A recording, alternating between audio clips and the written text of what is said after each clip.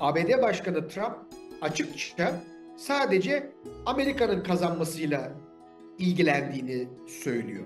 Yani karşı taraf kazanmış kazanmamış bununla ilgilenmediğini söylüyor. Hatta diğer ülkeleri, partnerleri, paydaşları hakir gören, onlara hakaret eden hatta söylemler görüyoruz son günlerde. Dolayısıyla bu yaklaşım kazan kazan mantığından tamamen uzaklaşmış bir yaklaşım.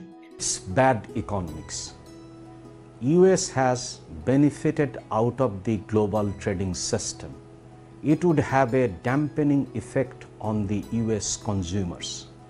It has all potential to reduce a serious decay of the international system. لكن الكثيرين من خبراء الاقتصاد نعوا هذه الإجراءات الخاصة بالولايات المتحدة الأمريكية اللي من الممكن أن تحدث شكل من أشكال الركود الاقتصادي الكبير على مستوى العالم، لكن انعكاسها سلبيا على حركة التجارة الدولية بشكل رهيب، وانعكاسها سلبيا على علاقة الولايات المتحدة الأمريكية بدول كثيرة جدا.